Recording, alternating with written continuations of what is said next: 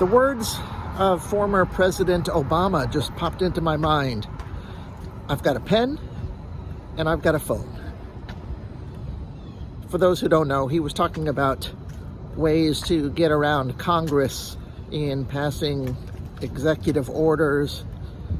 That's not exactly why they popped into my mind, but I know why they popped into my mind.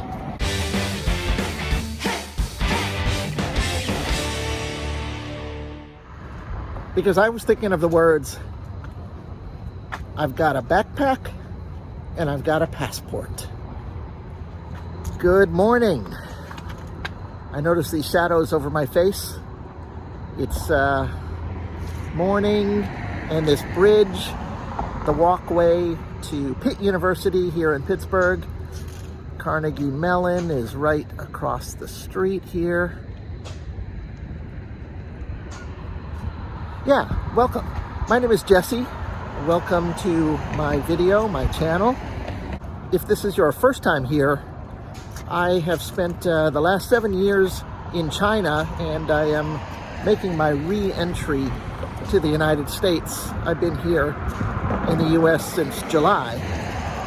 It's second week of November right now. And for people who watch my videos, thank you. I haven't made a video for a while. I've been kind of in a holding pattern that I want to talk about today.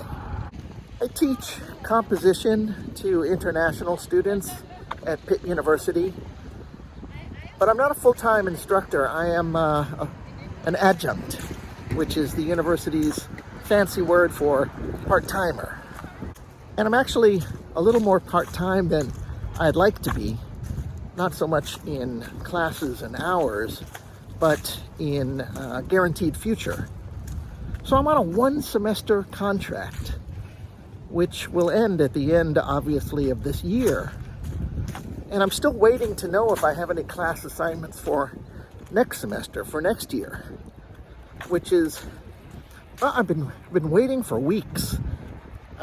They said in October that they will know their availability in November, and then the other day, Friday, I checked in with my department and they say they still don't know.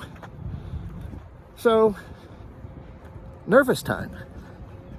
And that's where Obama's words came in, or Obama's words, a pen and a phone and a pen. I've got a pen and I've got a phone.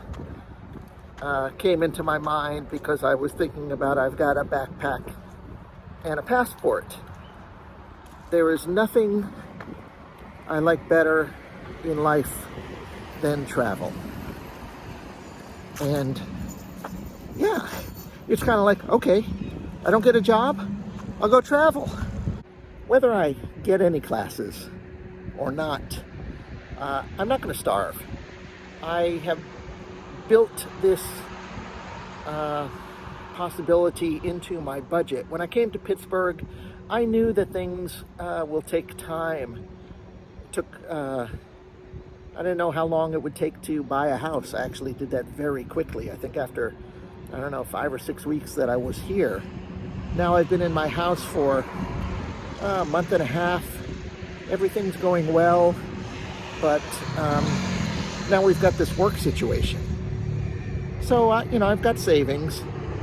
That is not, well, I was going to say that's not the issue. Of course, money is always an issue. Money is always an issue.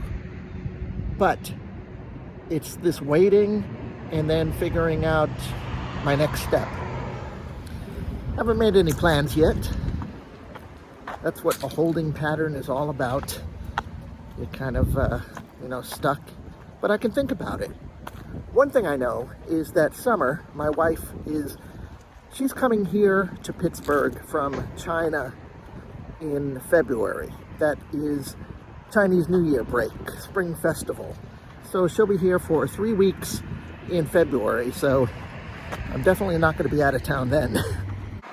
About the backpack and the passport, or the backpack and the driver's license with my car, I am much more relaxed about the possibility of leaving my house unattended for some period of time than I was when I made my last video a few weeks ago.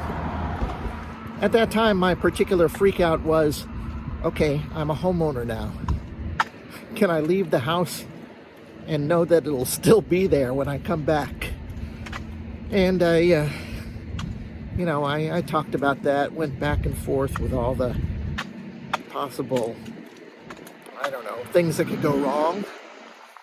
And with the good advice from friends and people who watch my video, I got a much more comfortable feeling about it. And I am going to assume that if I leave for a few weeks, that the house will indeed still be there. Oh, that reminds me, tangent alert here, of something that my dear friend Mitch Chortkoff used to say. We were beat writers together in Los Angeles in the 1990s, Lakers beat writers covering the Los Angeles Lakers in the NBA. Mitch, rest in peace, he was a legend. And, so many times we'd be watching these games and we're looking for a hook, for an angle, and there's like nothing is popping out. And, we're just talking as we're typing away on the side of the court at the Forum in Los Angeles, and Mitch always says, don't worry, something always happens. And dag nabbit if he wasn't right. I mean, I always had something to write about at the end of the game. Something would happen. And right now, yeah, something's going to happen. Something's going to happen where I'm either going to continue teaching at Pitt next semester, find another job in the city, or go traveling for the rest of the semester. Or not for the rest of the semester, but, just hang and get my house ready and wait for summer and, take care of things and God knows what.